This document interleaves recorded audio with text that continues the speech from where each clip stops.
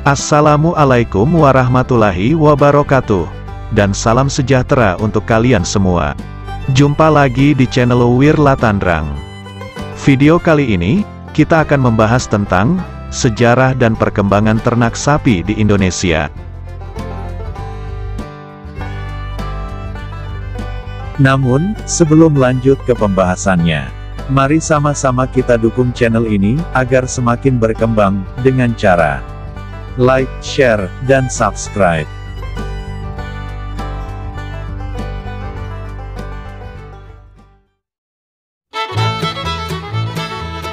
Pada 1917 pemerintah Hindia Belanda mengimpor sapi ongole secara besar-besaran dari India. Untuk menghasilkan sapi unggul, pada 1936 pemerintah Hindia Belanda mengharuskan semua sapi jantan Jawa dikebiri, sedangkan sapi betinanya harus dikawin silangkan dengan sapi ongole yang telah diimpor. Dari kebijakan ini setidaknya telah banyak diperoleh sapi-sapi unggul hasil persilangan di berbagai daerah.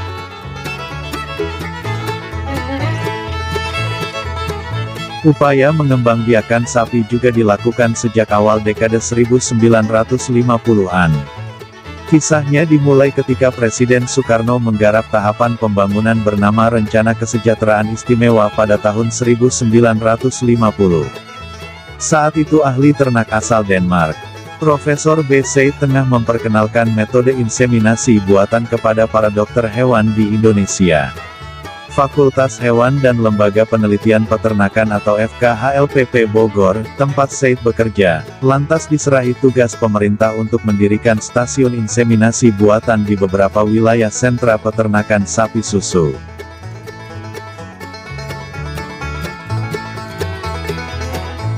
Para dokter hewan yang dilatih Said lantas berpencar di berbagai daerah di Jawa dan Bali untuk mendirikan stasiun inseminasi buatan. Ada yang berangkat ke Ungaran dan Kedu di Jawa Tengah, Pakong dan Grati di Jawa Timur, Cikole di Jawa Barat, dan Batu Ratik di Bali. FKHLPP Bogor sendiri difungsikan sebagai stasiun untuk melayani daerah Bogor dan sekitarnya. Para dokter hewan itu bertugas melakukan inseminasi.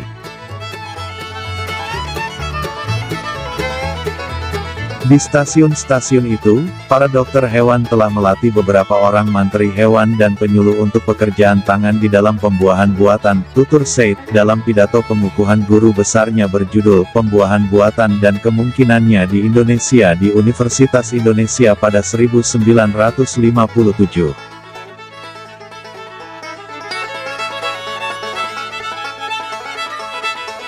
Sayangnya, program ini tak intensif dilakukan. Pelayanan inseminasi buatan sifatnya hilang timbul. Akibatnya, masyarakat tak cukup menaruh kepercayaan.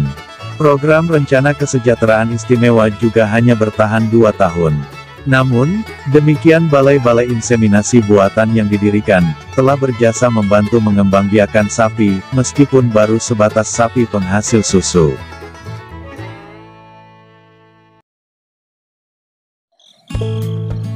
Pemerintah Orde Baru menganggap program inseminasi buatan sebagai langkah strategis untuk mendongkrak perkembangbiakan sapi peternakan rakyat.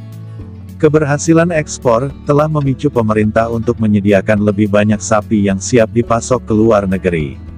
Maka pemerintah mencoba untuk menggalakkan inseminasi buatan di berbagai daerah. Evaluasi pelaksanaan inseminasi buatan dilakukan pada tahun 1970. Pemerintah menyimpulkan, semen cair perlu diganti dengan semen beku yang lebih awet dipakai dan dibawa ke berbagai lokasi inseminasi. Bak Gayung bersambut, pemerintah Selandia Baru, pada 1973, berbaik hati memberikan sumbangan semen beku secara cuma-cuma kepada pemerintah Indonesia.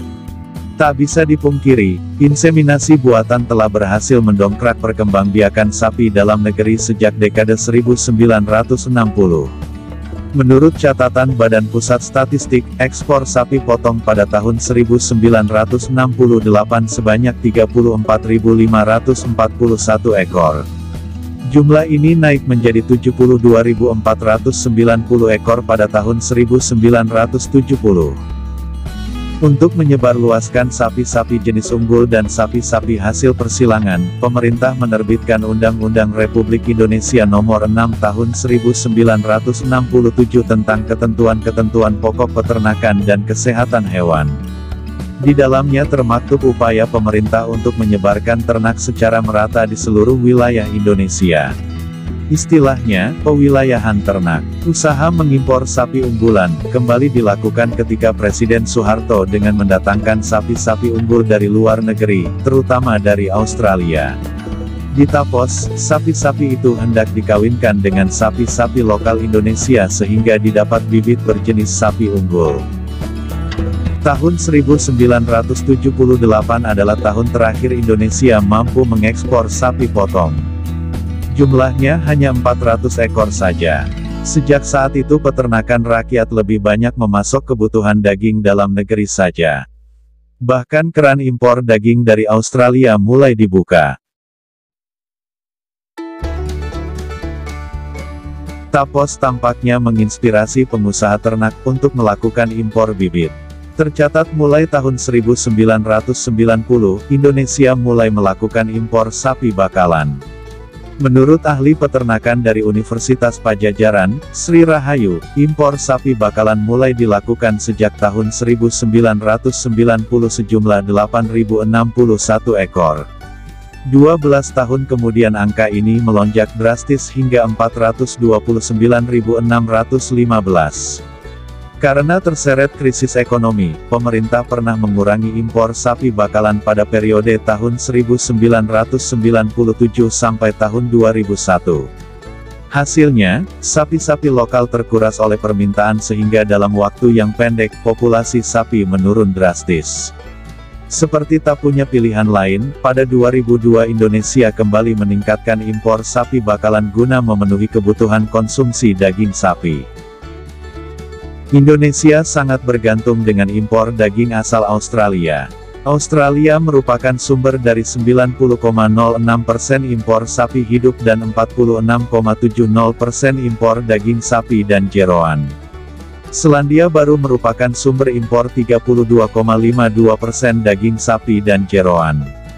Negara-negara lain yang termasuk eksportir daging sapi ke Indonesia, dengan jumlah yang lebih kecil, adalah Amerika Serikat dan Kanada.